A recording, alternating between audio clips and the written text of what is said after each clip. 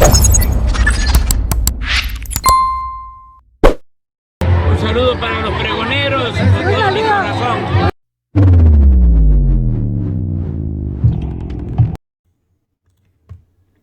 Pregoneros, bienvenidos a una nueva transmisión más. Es un placer estar nuevamente con ustedes. Servido Hermano Rodríguez, transmitiéndoles desde el día de hoy. Nos encontramos ya a jueves 6 de julio del 2023. Si nos estás viendo por primera vez, muchísimas gracias por tu tiempo y por tu espacio. Solamente pedimos el apoyo con la suscripción para que cada día podamos ser más en esta gran familia pregonera. Señores, vámonos de lleno a la información, porque hemos visto la forma en cómo la señora Xochitl Gálvez se ha querido vender en todos los espacios.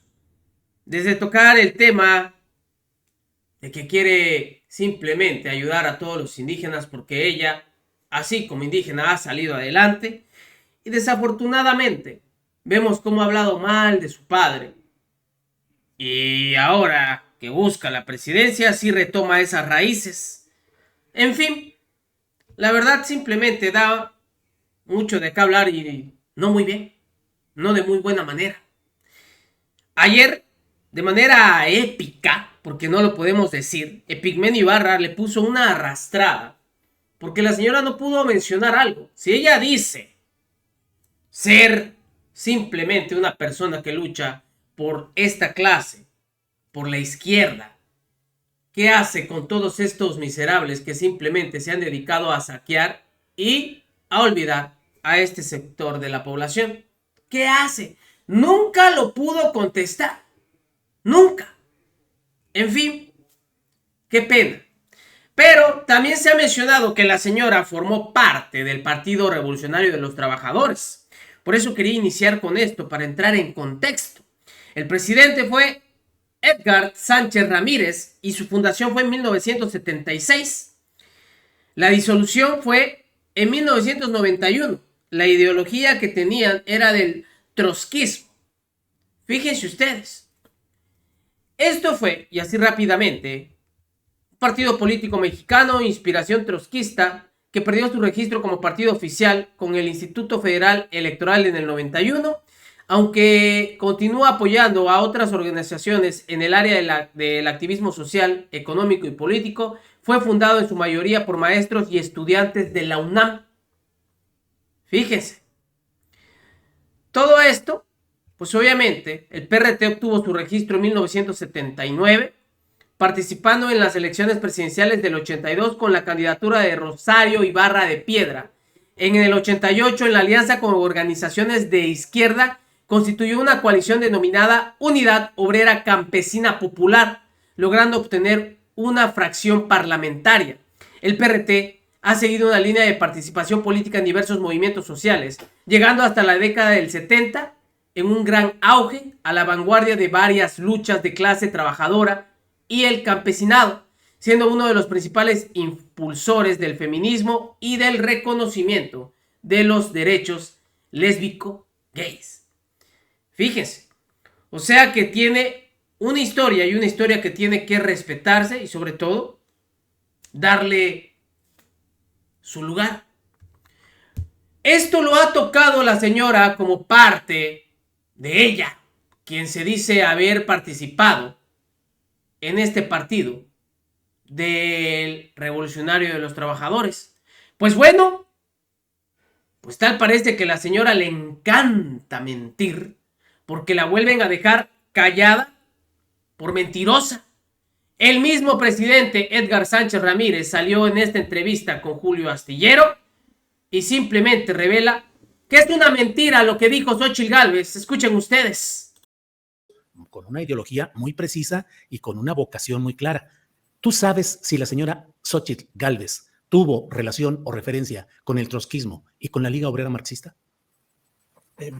Pues mira, gracias por la invitación para hablar sobre el tema, aclararlo, por el desprestigio de esta persona, precandidata de la derecha. Pues también me interesa mucho dejar claro que no tiene que ver, no tiene ninguna relación que ver con el trotskismo, aun cuando ella lo presente ahora como un hecho de su pasado, ¿no? En efecto, la fundación del PRT, como tú sabes, ocurrió en septiembre de 1976. Fue un proceso de varios meses y años en donde diversas agrupaciones trotskistas fuimos convergiendo a finalmente fundar el PRT.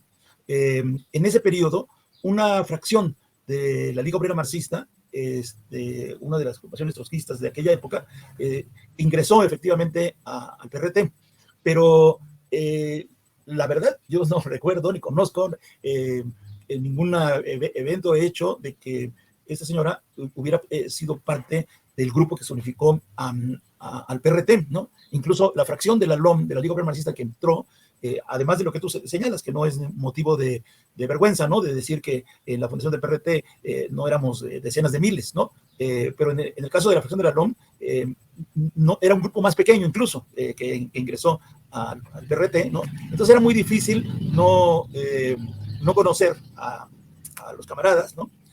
Debo recordarte también que por el carácter mismo del PRT, que no es un partido que, aunque ha participado electoralmente y durante un pequeño periodo tuvimos registro electoral, no es un partido que haya nacido después del 68 con las pretensiones de ser un partido electoral, ¿no? Ese no es nuestra vocación. Por lo tanto, cuando en septiembre de 1976 se fundó el PRT, en el contexto de la situación muy complicada de esos años después del 2 de octubre, después del 10 de junio, del inicio de la práctica de la desaparición forzada en nuestro país, etcétera, ¿no? La verdad es que el congreso de fundación del PRT fue un congreso semiclandestino, digamos, ¿no? La mayoría de nosotros llegamos incluso con seudónimos, con nombres falsos, ¿no? Y como no éramos un partido electoral legal, ¿no? Pues no había, después de muchos años me preguntaban, ¿tienes el acta constitutiva? Pues, ¿cuál acta constitutiva? Si era en la clandestinidad lo que estábamos haciendo, ¿no? Y no íbamos a llevar a un notario público que diera fe de la presencia de quién, si del nombre falso de alguno de nosotros, ¿no? Eso no impedía, por supuesto, que conociéramos a los cuadros que ingresaban, ¿no? Y aunque no estuvieran en ese momento los nombres verdaderos, pues sí, te puedo decir por lo mismo, de que si esta señora estuvo en alguno de esos procesos de fusión, pues no destacó nunca como un cuadro político formado, que hiciera alguna aportación, ¿no? No solo en términos de lo que hoy es como más mediáticamente la idea de partido y participación política, que es candidaturas, porque eso no estaba en la mira del PRT en su fundación, ¿no? Pero que hiciera aportaciones en otro terreno, pues tampoco, ¿no? Incluso me llama un poco la atención, yo no tengo empacho en reconocer que tengo 74 años, empecé mi militancia en el 68, ¿no? De donde surgió el primer grupo trotskista, que funda en 76 el PRT. Si la señora, eso quiere decir que eso fue hace 47 años, cuando fundamos el PRT, ¿no? Entonces, ella dice que estuvo en la fundación del PRT cuando la Liga Obrera Marxista, o una parte de la Liga Obrera Marxista, entró. Pues ahorita nos estaríamos enterando de que su edad está alrededor de los 67 años, porque si entró en el 76 a los 20 años, ¿no? Pues tendría esta edad ahora, ¿no? Yo te puedo decir, ninguno de mis camaradas, incluso de la generación y todo esto, la recuerda o la ubica como tal, ¿no? Yo creo que ahorita explicaré, si me permites, cuál es en todo caso la intención de declaración de ella y de los ataques que sufre ahora por la ultraderecha, calificándola de trotskista, ¿no? Sí, Edgar, sí, antes de pasar a ese tema del análisis de lo que significa, en un dado caso, hipotéticamente, una joven llamada Xóchitl Gálvez u otro nombre ficticio, ¿qué funciones debería cumplir si hubiera sido parte de una liga obrera marxista? ¿Pasar también a la clandestinidad o a la semiclandestinidad? ¿Tener acciones de brigadeo en sindicatos, en lugares obreros? ¿Qué es lo que tendría que hacer hipotéticamente una joven que hubiera sido parte de la LOM? Sí, tendría que haber estado en una célula de la organización, ¿no? En donde en este periodo destacamos y tratamos de mantener un esfuerzo de formación y educación política muy intenso, ¿no? Para los nuevos compañeros y compañeras que van entrando a la organización, ¿no? Y la militancia en algún sector, ¿no? Lo que llamábamos sectores de intervención, ¿no? La mayoría de los compañeros de la LOM que entraron al PRT eran profesores y tenían una participación sindical de toda la vida en el movimiento sindical del magisterio, pues, ¿no? Entre ellos están ahí algunos de los que van a ser después fundadores del LACENTE, ¿no? Entonces, había sido muy fácil ubicar a una compañera que fuera joven y demás, ¿no? En esto. Por ahí me dicen, porque yo no he oído las entrevistas directas de Xóchitl Gálvez, ¿no? Que también menciona como si hubiera apoyado la campaña de Rosario Ibarra en el 82, ¿no? Pues mira, lo que pasa es que ya en la campaña electoral, incluso en el 82, tuvimos un número de votos tal para poder refrendar el registro electoral de más del 1.5% de la votación. Entonces, hay una complicación cuando entramos al periodo de la legalidad, porque un poco como asumiendo el criterio mediático que existe sobre lo que debe ser un partido, muchas personas que apoyaron al PRT en las campañas electorales durante el periodo de la legalidad identificaban también su identificación con la candidata o con el partido como si eso fuera la militancia, ¿no? Y decir soy militante del PRT, siendo activista para la campaña o votando por, ¿no? Si ella, en efecto, hubiera sido una persona de origen humilde que vendía gelatinas y todo esto, ¿no? Bueno, puede ser que entonces hubiera votado por el PRT y tal, ¿no? Y ahora lo presentara como un currículum digno, digamos, ¿no? De una militancia de izquierda anterior y de un origen muy humilde, ¿no? Y eso tiene que ver, en efecto, con lo que tú dices, ¿no? De la intención política de presentar esta imagen, ¿no? Edgar, ¿y qué tanto había los riesgos de infiltrados o infiltradas? Claro, eso es un riesgo que estuvo presente toda la historia de las organizaciones de izquierda revolucionaria, ¿no? Por la persecución que desde el Estado se desarrolló siempre, ¿no? Ahora que está esta comisión de la verdad que encabeza Encinas, ¿no? Y tiene una subcomisión de seguimiento histórico, ¿no? Nos han entrevistado para saber de algunos de los casos de represión contra el PRT, por ejemplo, la desaparición del camarada José Ramón García Gómez y muchos otros casos más, ¿no? Y hemos tenido acceso a las fichas de la policía que están en el Archivo General, vigilándonos e investigándonos, ¿no? Y entonces hemos podido detectar, en efecto, ¿no? Que había esta vigilancia y probablemente también infiltración, ¿no? Para provocar situaciones como, por ejemplo, el asesinato de nuestro compañero Alfonso Peralta en 1977, ¿no? Por eso, el asunto de que tú entras y estás en una célula es muy importante, porque las posibilidades de infiltración policíaca son menores, ¿no? Porque en algunas organizaciones ultras, por ejemplo, ¿no? El punto de definición era las armas, ¿no? Hacer uso de las armas. Bueno, entonces eso es muy fácil, no necesitas mucho rollo para demostrar que estás convencido, simplemente decir si estoy a favor de las armas, ¿no? Pero si tú tienes que entrar en un partido político que dice que la revolución permanente, que el socialismo, que no, tienes que tener como policía un poquito más de rollo para la infiltración, ¿no? Entonces, eso, además de un concepto de formación de los cuadros, tiene que ver también con una medida de seguridad, ¿no? Y eso limita la posibilidad de la infiltración en el caso.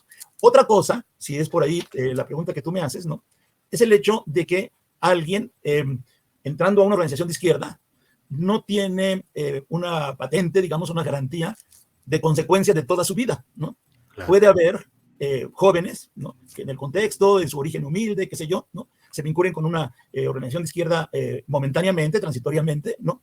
Y luego verás que no solamente del caso del PRT, sino de otras organizaciones de izquierda, ¿no? En donde hay personas que terminaron su vida o que más adelante en su vida adulta, ¿no? No porque hubieran sido infiltrados, sino porque desertaron, ¿no? Desertaron de la izquierda, ¿no? Entonces, yo digo, no conozco ni ubico ni recuerdo a esta mujer dentro de las filas del trotskismo, ¿no? Pero si acaso hubiera sido eso, ¿no? Durante un cierto periodo, ¿no? El problema hoy no es solamente que tú digas que tienes un origen humilde y que militaste en la izquierda en el pasado, en tu juventud, sino que en las luchas políticas actuales tiene que ver más bien con tu coherencia, con tu posición política actual, ¿no? Y ella está buscando una candidatura y es parte del bloque de la derecha, ¿no? Lo mismito que le preguntó Epigmenio Ibarra el día de ayer y que jamás, en toda la entrevista, si ya la vieron, pudo contestar, metiendo otras cosas. Nada más hay que recordarle algo a Xóchitl Gálvez. El señor Epigmenio Ibarra no está compitiendo para ninguna candidatura, ni mucho menos está como senador o diputado en algún partido. Que le quede claro. Es una verdadera mentirosa la señora y aguas, por eso es que hay que estarla desenmascarando cada vez que se pueda. Nos vemos en una siguiente emisión, que sigan pasando un bonito día. Servidor Edmundo Rodríguez transmitiéndoles desde su canal. Recuerden, la información está ahí y depende de todos nosotros el pregonarla. Nos vemos en una siguiente emisión.